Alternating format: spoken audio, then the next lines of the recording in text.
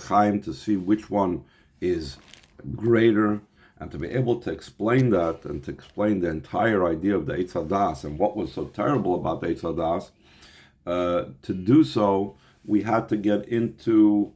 He got into all different types of things where there is a level of avodah, whether it's in the action of Torah mitzvahs, whether it's in the speech or thought of learning or davening, whether it is in emotions, how it could be done in such a type of way where there's a yinika l'chitzayim, where it's possible that the external ones, that the klippos, should be able to nurse, or it's not that way. It's the external ones, the klippos, won't be able to nurse from the person.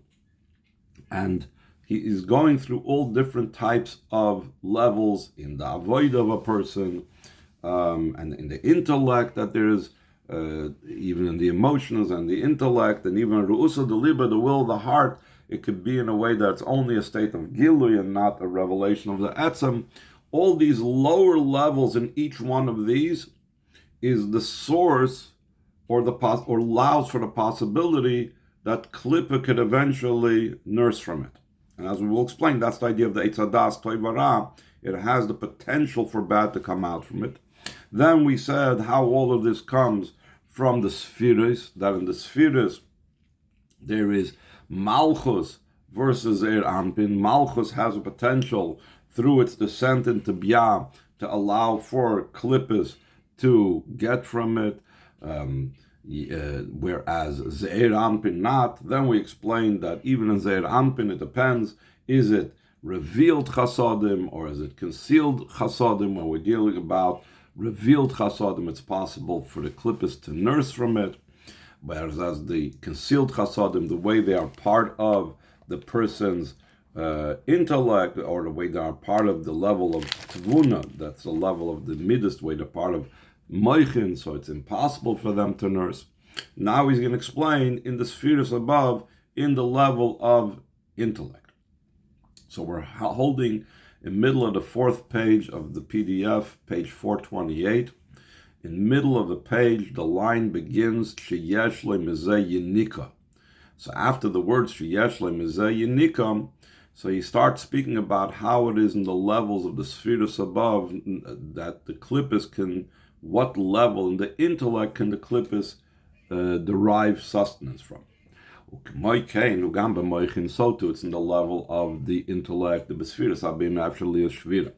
In the sphere of bina, it's possible to have a breaking of the vessels that even though it's a level of intellect, still in all over there's a possibility for klippos to nurse from it, just like the shviras hakelim in Toyu reached even to the level of sphere of bina. We know that in the four different numerical equivalents and permutations of Shem Yudke Vavke, there is Shema, the way you can find it and come to the number of 45, depending on adding the fill-in letters, the Miluyim. There's Shem Sag, 63. There's Ayin Beis, 72. There's Shem Ban, 52. So these have to do with different spheres. Shem, sometimes it's explained to have to do with different elements, and sometimes they relate to different spheres. Shem Sag had the number 63 type of valuation of Yudke Vavke. That has to do with Bina. And we know that Shem Sag is also associated with the world of Toyu. Ma was mayor in the world of Tikkun of Atzilus. There was no Shvira. Shem Sag has to do with Toyu, where there was the Shvira Sakelim, the breaking of the vessels. That has to do with Bina. So Bina has to do with the level of breakage, has to do with the level of allowance for klippos to be able to nurse from it eventually. As opposed to the level of Chachma, it says, they will die, indicating that the klippos are considered dead, but not with Chachma. Chachma is essentially alive, it doesn't allow for klippos to nurse from it. We also find these two levels, a level that has to do and is possible to nurse, and possible that's above being able to the klippos should get from it. The B'chitzayin is HaKeser, actually is by Yinika on the external part of Keser. It's possible for the clippers to nurse from it. Commercial calls of smum is be a dime to safes, vihi becholim melach, that even though that a spider, like with its hands, like climbs up walls, and it finds itself in the palaces of kings, meaning smum is the spider is indicative of klippus, and even though it's a klippa, it can still go all the way to the highest, most levels, to the palace of the king. The same thing over here. When we're dealing with Keser, Keser is the crown, it's like a king. And still in all, klippus have an entree to it. One of the ways how klippus nurse and get their chayes from is in the level of makiv, but the transcendent level from which they get their chayes from is only v'hainu mechitzonis hamakiv. That's from the external level of makiv. As opposed to the inner level of keser, they cannot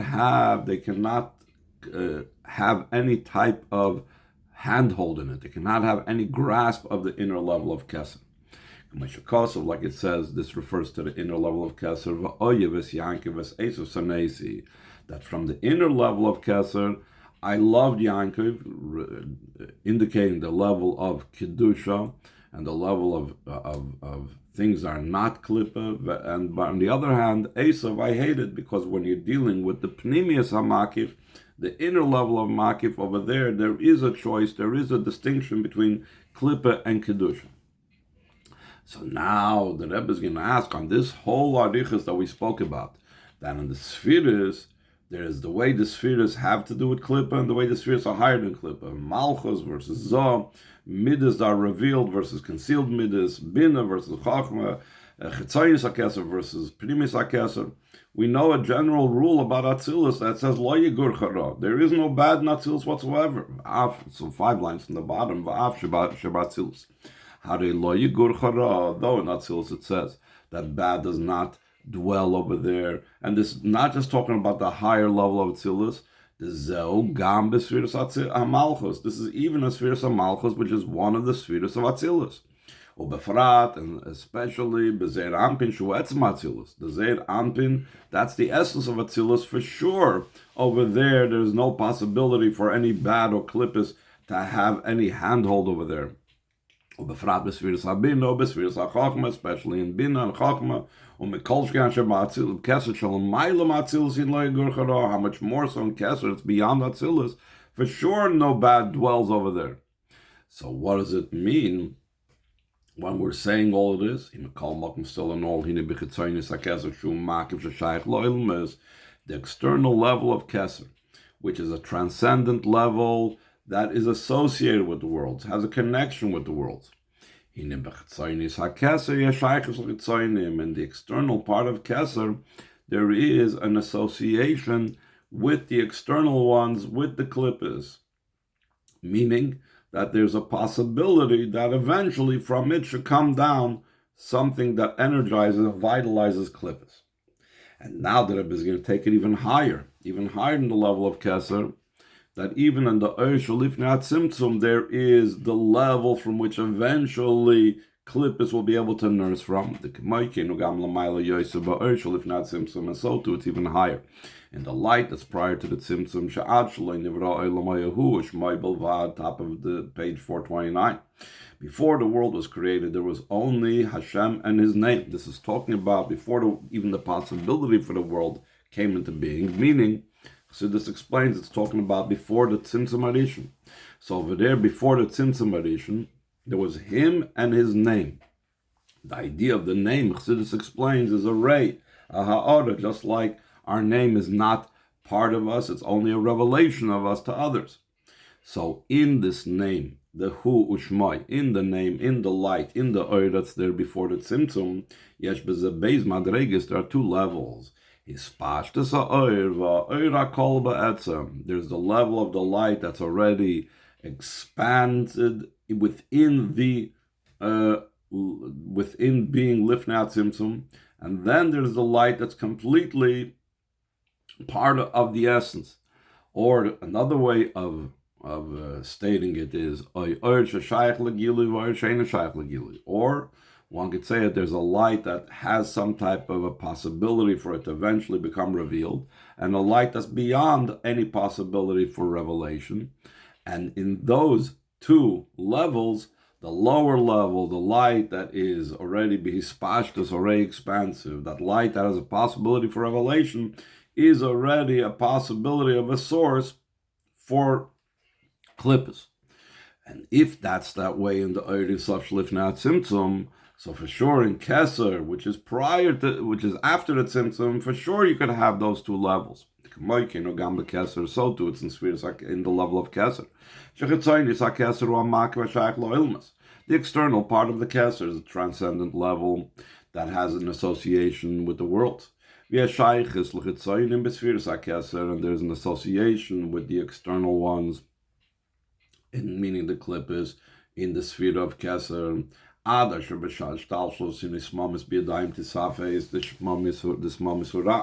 That even though there is the spider, that the spider indicates bad and evil,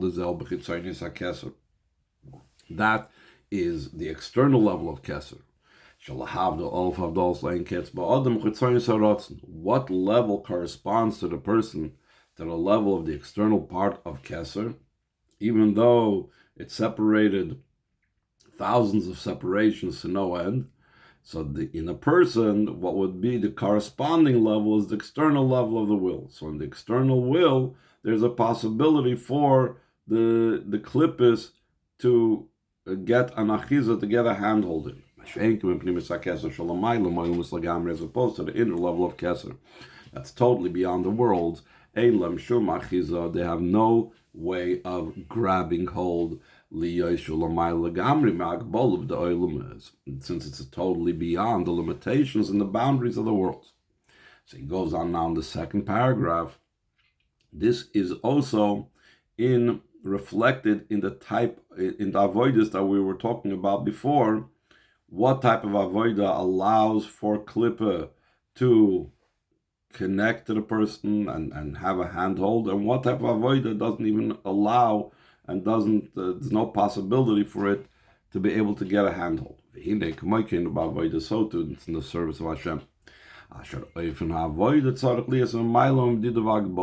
The way how we have to serve Hashem has to be beyond measure and boundary, because just like all these other levels, including the level of Keser, only the level that's completely beyond any limitation doesn't allow for klippah to have a hold on them or cannot grasp the person. The same thing in our avodah, when we are in a way of beyond limitations in our avodah, so then the klippus cannot grab hold of us.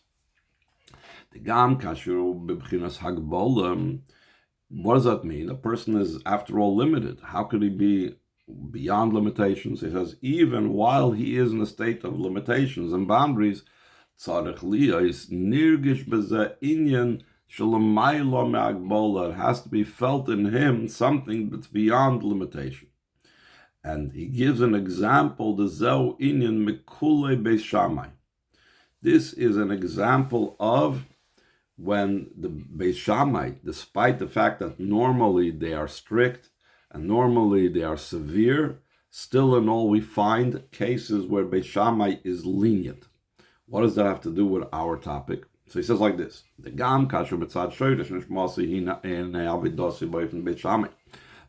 out of the root of the person's neshama.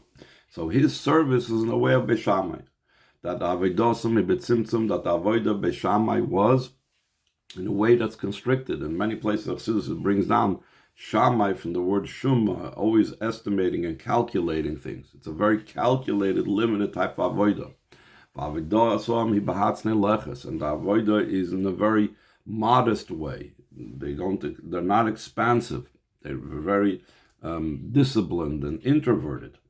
So that is the severe aspect of Beis Shammai, the strictness of Beis Shammai, the concealment of Beis Shammai, the limitation of Beis Shammai. Still and all, within that avodah has to be felt something is beyond boundary. That's the idea of Beis Shammai being lenient as well. The Gam Ba'avodas Beis Shammai Tzarech Liyas Nirgish. In Avodas Beis Hillel, also the Avodah Beis Shammai has to be felt. The Avodah Beis Hillel. Beis Hillel is the opposite of that stringency and constriction. The Hillel is from the word Behiloi Neiroi, when his candle shines, meaning expansive and revelation and no limitations. So in the Avodah Beis Shammai, even if I'm a Beis Shammai type of person, even if my Avodah is in a way that I'm limited, in the limited Avodah I do has to be felt beyond the limitations. So now he's going to give an example of the different things we were talking about earlier in the person's tzedakah, in his learning, and his davening, that we said there's a limited way of doing all these things. Still in all, he has to break through those barriers. And the avodah of thought, speech, and deed, in doing acts of kindness and in davening and in learning, it has to be beyond boundaries. Though there is the limitation and the boundary that we said before, that your loss precedes your father's, your Rebbe's. If you see that there's a flood coming, it's going to destroy your property, your father's property, or your property, and your Rebbe's property, you may and do save your own property before saving his. You don't have to give up your property and saving your property before even your Rebbe or your father. So that is a certain type of limitation in the mitzvah of Gmos Chasadim, in what's called returning lost objects. It goes under the general category of returning a lost object. Still in all, despite the fact that in the mitzvah of tzedakah and Gmos Chasadim there are limitations, writes in Tanya, that tzedakah has to be in a way without boundaries, because this matters for his very soul. Even though in Chazal it says all different types of shiurim, about 10% or 20% tzedakah, so the Alter Rebbe explains that's only if a person is not doing that to atone for his soul. If he's doing it to atone for his soul, then all limitations are off, just like for health, a person does not have a cap how much money he will spend on his health.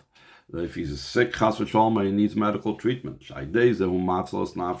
through the tzedakah he saves his soul. That with peace, meaning with acts of Gmos Chasadim, with acts of peace, with acts of tzedakah, he redeems my soul. So therefore, despite the fact that there are limitations in Gmos Chasadim, has to be felt beyond limitations as well. So too in the avoid of davening, it shouldn't just be that he's davening for his needs and for his physical wants and necessities, but he should also be davening for the sake of his soul. And since he's davening for the sake of his soul, when you're davening for your physical needs and wants, so then there's a limit. How much I need, how much I want, and the davening has to be in concert with the type of effort that he's doing, like it's brought down. But when you're davening for the soul, since this matters for his soul, so then there's no measure to the davening. Because anything a person has, he will give for the sake of his life, meaning also for the sake of his soul. So therefore, the davening, though there are certain limitations in it, has to shine into it beyond the level of limitation. So too in Torah, even though there is, like we spoke about before, shiurim and learning Torah and so on, and even if he goes beyond the, like we said, the Perek Echad Shachris, Perek Echad Arvis, still in all, there is still only certain hours a day, a certain amount of time that he has free to be able to study Torah. Still in all, a person has to meditate in the fact that Torah is a medicine. Especially since Torah saves him from the place of death. Like the Chazal say, that Hashem says, Baros Yetzirah, Baros Lo Torah Tablet, that I created a Yetzirah, but I also created a Torah to be the protection, the spice, the thing that will help him. The Yetzirah is the place of death.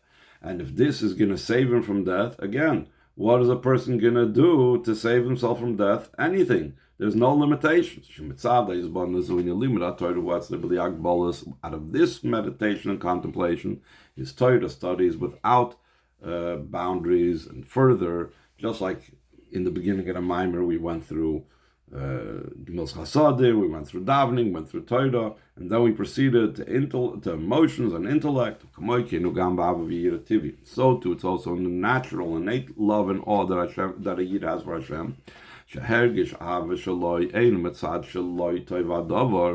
That is feeling an appreciation of the love.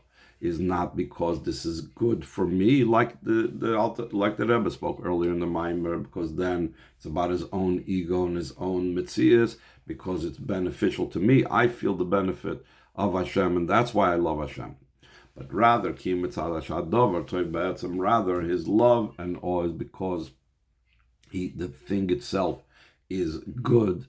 He takes his own personal ego out of the equation. But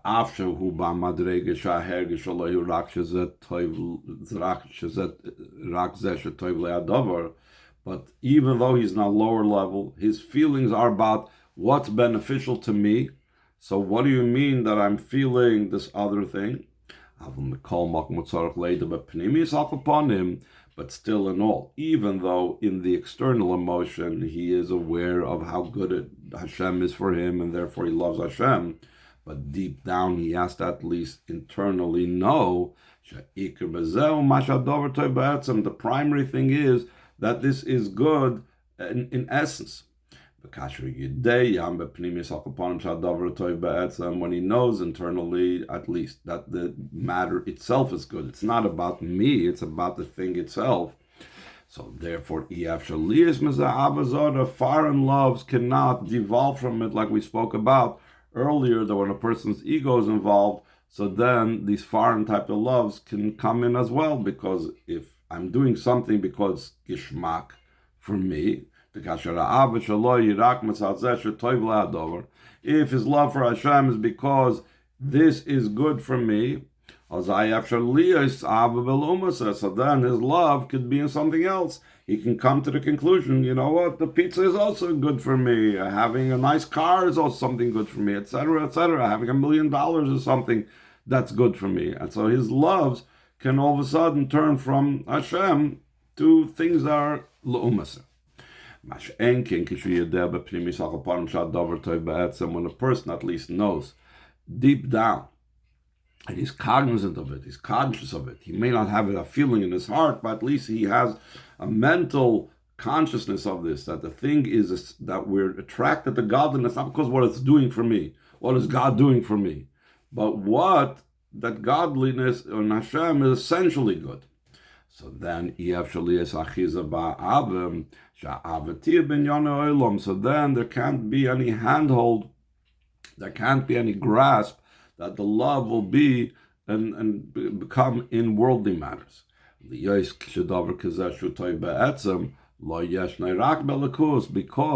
something that is essentially good is only to be found in godliness. So therefore, once he's focused on something that's essentially good, so then he's not going to get lost and say, well, I'll have pizza. Pizza is not essentially good. Money is not essentially good. So he's not going to make that mistake. And again, going up higher and higher in Avodah, so too it's also in the level of intellect. In his meditation and contemplation on Hashem, it's also, he senses something that's beyond intellect. Top of the page, the level of 430, page 430, it's a level of Chachma Mitzad Sfiras, because from the level of Chachma, it's impossible to be any type of nursing. It's not possible for the Klippos to nurse from that whatsoever. We'll talk about tomorrow what is it about Chachma that we mentioned already before, and it's impossible for the Klippos to nurse from it.